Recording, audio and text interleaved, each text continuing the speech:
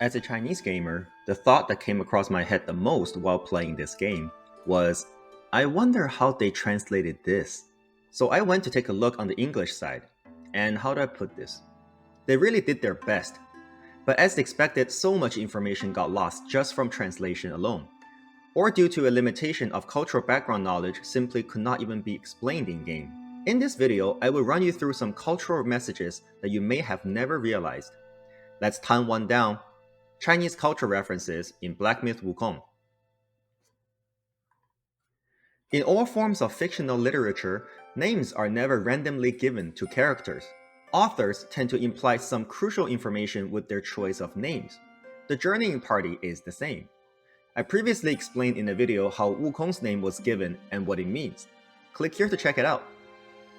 The rest of the party consists of Tang Sanzang, Zhu Bajie, Sha Wujing, and the White Long Horse.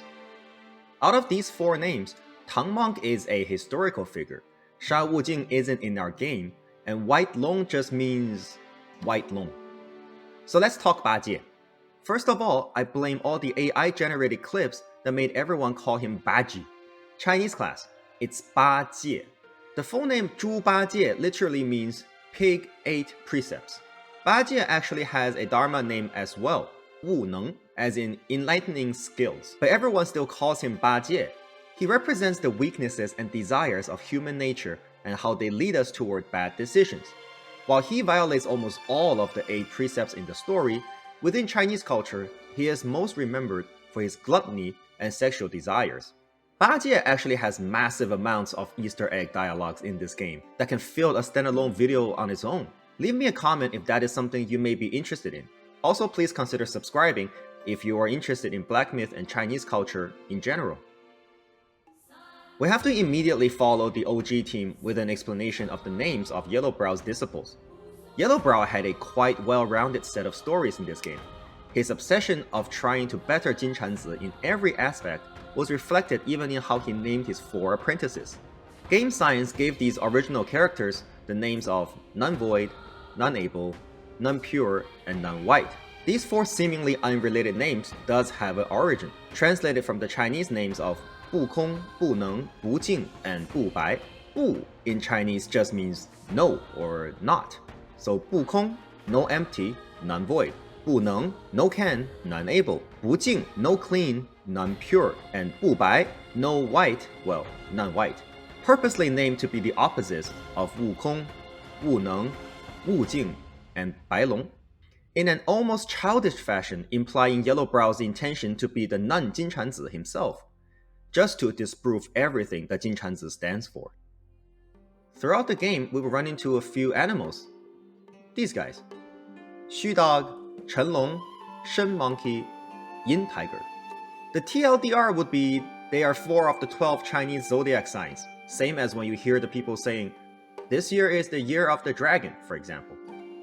Every animal has a prefix in front, and here is the list. However, there is a cultural-heavy explanation to why these animals have prefixes in front of them. What I'm about to explain will be a little bit over their head. Don't worry, a lot of Chinese people don't even know this. But as a content creator, I'm obligated to at least provide the explanation for anyone interested. You can jump to this timestamp if you want to skip this part altogether. If you decide to follow along, trust me, you'll be able to impress even the most Chinese of your Chinese friends. By Black Myth Wukong lores, they belong in the warrior group Liu-Ding-Liu-Jia. There were 12 warriors that helped out the team in Journey to the West. In the novel, they were not described as the animals that showed up in our video game. Liu-Ding-Liu-Jia having any relationship to animals evolved over hundreds if not thousands of years in literature. It is still considered only a notable variation, not regarded as an absolutely mainstream take of these 12 warriors. Now what does Ding and Jia mean then? We need to go back in history. Before the Gregorian calendar was introduced to China, based on the cosmic movements, the Chinese created a naming system, with record going back more than 5,000 years. We call Tian Gan Di Zhi, 10 different Gan of the skies, and 12 different Zhi of the earth. Each year is given a name by sequentially combining a Tian Gan with a Di Zhi, like Jiazi, Yichou, etc. Mathematically, it goes full cycle every 60 years, where we would call it another 甲子. Ding and 甲 are both of the Tiangan system. Again, mathematically, in this system, each Tiangan would only have 6 possible combinations with the Dizhi, thus the term of 6 Ding, 6 Jia. Chinese folklore then adapted this concept and created mythical stories with it. The prefixes you see in front of the zodiac animals in our game is Dizhi. It is more related to everyday human activities, such as time. But most Chinese people back then were illiterate and had a hard time using these, so a beast-based calendar eventually emerged, with each animal paired to one of the Dizhi as a symbol for ease of memorization. The origin of the beast calendar is still being debated. One theory says it was based on how the animals emerge and act throughout the day. For example, the mice becoming more active around midnight. You may also have heard of a story with the Jade Emperor hosting a race, and the animals were ranked based on the order they crossed the finish line. Although highly unlikely that the origin of a mythical convention would come from another made-up mythical story, it's still a great story to tell kids. If you don't already know about Wukong and the story with his first master, you can check out this previous video of mine where he explains his relationship with Puti Laozu, the mysterious mentor of Sun Wukong in Journey to the West. The term Puti refers to the sacred Bodhi tree, under which Gautama Buddha attained enlightenment after meditating for 49 days. The Bodhi tree symbolizes awakening and the path to ultimate truth, making Puti Laozu's name a fitting representation of spiritual wisdom and enlightenment. Beyond this, the character's name loosely alludes to Subhuti, who is translated phonetically into Chinese as Xu Puti, one of Gautama Buddha's most renowned disciples. Subhuti was celebrated for his deep understanding of emptiness, a core Buddhist teaching, which would give context also to the name Wukong, which means enlightened emptiness. While Puti Laozu is not directly identified with Subhuti, the linguistic and Buddhist connection suggests a character embodying profound insight and mastery of spiritual truth.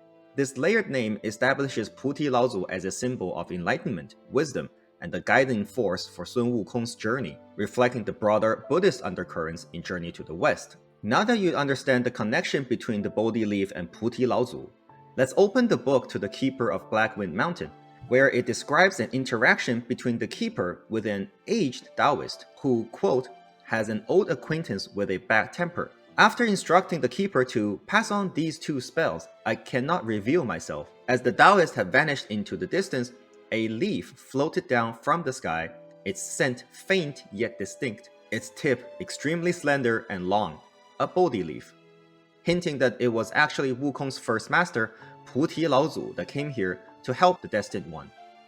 And just for information, in the Chinese version of this page, it only had the description of the shape of the leaf, as the expectation was for the Chinese gamers to make the connection themselves. In general, there are 3 types of translated names in this game, most common being literal translations that made exactly the same sense as the Chinese one. Nothing much to say about those. Some had translations that were more phonetic. These make a lot less sense in English, and these are my main focus to explain on this channel with videos like this one. And then you have these frogs, where the only reasonable reaction when you first see their names should be, "What?" Yes, they appear to be gibberish. In fact, they don't make a lot of sense even in their Chinese form. However, as original creations to the Black Myth game, there actually is an Easter eggish answer to why game science named these frogs as such. To explain this, we need to first go back to the original novel, to these 2 guys. Their name? Ben Bo Ba and Ba Bo Ben. I remember growing up knowing their names before ever being told they're from Journey to the West, just because they sounded funny. Some scholars claim that Bumpo Pa is actually a Tibetan word for Tibetan. Where they met these guys, Ji Sai Guo, while fictional, was described to be highly possible to be in Tibet. Seems like Wu Cheng'en possibly phonetically translated this word to name these 2 small guards to imply they were simply 2 locals, nothing special, then mirrored their names just to make it sound rhythmic and memorable. And here's a clip showing how other Chinese art forms like to do things like this as well. 老僧他道有8个徒弟，徒弟8个都有发明。大徒弟的名叫青头愣，2徒弟名叫愣头青，3徒弟名叫僧3点，4徒弟名叫点3僧，5徒弟名叫崩胡了把，6徒弟名叫把胡了崩，7徒弟名叫风随画，8徒弟的名叫画随风。So this also kinda explains how we got these guys as well, where their names are all just flipped with each other. Now carrying this knowledge, let's go back and look at these frogs specifically. Here are the 4 words used in the naming of all the frogs. Let's start with Puti and Lang. When put together, it means waves in Chinese. Since frogs do live in aquatic environments, this makes sense. But when we add Li and Ge into this use case, the phrase now becomes rather meaningless and become more musical. It was hard to come up with a parallel, and this is the closest I could get.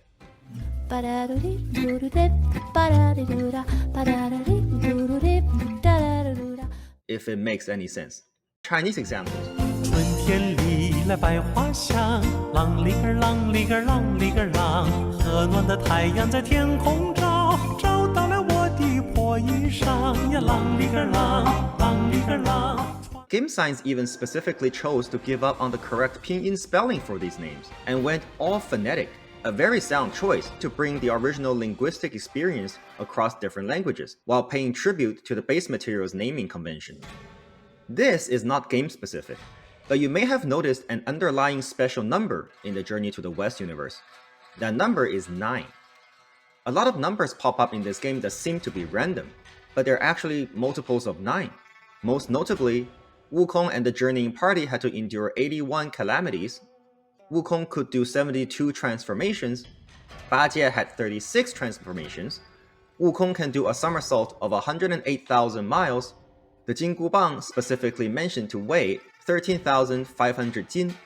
In this game, you may also notice that the Jinggu-Bang was given an attack stat of 135, the weight being the reference. A lot of 9s were also used in the original material outside the game. For example, Yaoguai 9-headed insect, 9-headed lion, a vessel called 9-ring staff, and a lot more. Now why 9? Many believe it originated from the ancient book of I Ching. Some of you may recognize it as I Ching, written around 1,000 years BC. Without going too deep into what the book is about, you just need to know that this book is superbly important in the shaping of Chinese culture, such as the famous yin-yang you may have seen before. It was determined then that everything originates from 1 and peaks at 9, as it is the biggest number before going into the next cycle of the tens. The number eventually evolved into a sign of power. For example, these things are called doornails. Their intended function was to rivet the planks of woods together to make a front gate. It eventually became a demonstration of the social status of the owner of the house. However, in the whole country, only one house can have 9x9 doornails on their gates. And that would be the Emperor's Palace. Try getting a carpenter to make you a door that has 9x9 doornails in ancient China. You might as well just ask for a discount on getting coffins for each one of your extended family as well. Before you start a fight with a Yaoguai chief or Yaoguai king, during the introduction cinematics where their names show up, you can see this stamp here. They will say either 头目, meaning head of a gang for Yaoguai chiefs, or Yao Wang, king of Yaoguai for Yaoguai kings, all except 2. For Supreme Celestial Inspector, the stamp says 太乙雷声应化尊, and 净坛使者 for Bajie, both being the name of the position they currently hold in the heavens. Whenever you reach a keeper's shrine, there are a few notable details in this sequence worth mentioning. After the incense was lit, you can see the Destined One distinguishing the open flame on the incense by waving it off instead of blowing on it. This is because blowing with the mouth is considered not clean, therefore not respectful to the Shenxian on the shrine. He then offers the incense with his left hand, because in Chinese traditional manners, the right hand is more violent, as that is considered the hand that holds weapons. You may have seen in Kung Fu movies that people do this, or in Chinese shows that happen in ancient times, people greet each other like this. Notice how the left hand is always wrapped around the right. This etiquette symbolizes that I have tucked away my violence and come with respect. As we approach any keeper's shrine for the first time, we see an animation of the shrine getting dusted off. In reality, nobody does their incense ceremonies that often, so the shrines would collect dust. It is considered respectful to first clean the shrine before offering incense. Although in this case mostly used as a gameplay mechanism, this design is definitely intentional, as it would have been totally fine without these details. When you defeat any Yaoguai chief or Yaoguai kings, two big Chinese characters pop up on your screen. Have you noticed that they are actually sometimes different? These two says 得胜, meaning you have won. Meanwhile, you will get 通关 if you defeated someone that completes a chapter or a secret area. By literal meaning, 通关 means cleared an outpost. Now it has an extended meaning in gaming to mean stage clear. The calligraphy shown here are from actual calligraphers from nearly 1,000 years ago, who are still highly regarded to this day. In the story of Chapter 1, when Black Bear returned to Blackwind Mountain, he tried to revive all his old friends, one of them being his wolf-guai friend Lingxuzi. However, the revived Lingxuzi was told that in order to sustain his life, he needed to constantly consume other wolf-guai's blood. He felt that was too cruel and decided to end his own life. The Black Bear then brought in another wolf-guai and awarded him the name Lingxuzi. Although they sound the same, they actually have a different character. I guess nobody can replace his old friend after all. Upon completing the game with the true ending, we get an animated sequence that contains a small Chinese Easter egg. And stop. Do you see these three words? They read 游科楼, which means game science building. 游科 is the short form of the studio's name Game Science, 游戏科学. While we're on this topic, there were misogynistic claims against Game Science that mentioned even their logo is a sperm cell. While it is not my place to discuss whether that criticism is true or not, I just have to clarify on this specific claim. Actually, that is a swimming tadpole. It is a Chinese wordplay on their short form name, 游科, having the same sound as a swimming tadpole. Expanding on this thought, the choice of using a frog as the only mythical spirit likely has a connection of Game Science considering themselves as the tadpole, and the secret fully upgraded mythical spirit being their ultimate form. These are some of the hidden messages that in my opinion are heavily Chinese-based while also relatively interesting. There are a lot more Easter eggs in this game, albeit not as cultural, that could be worth mentioning. Let me know in the comments if you'd like to hear more of those too. Hopefully this all makes sense. I will continue to explore the related lores of Black Myth Wukong. If you like this format, please like and subscribe, and comment down below if there's anything else you want to see elaborated in this story, and I will do the research for you. Thank you for deciding to spend the time for this video. Until next time, bye!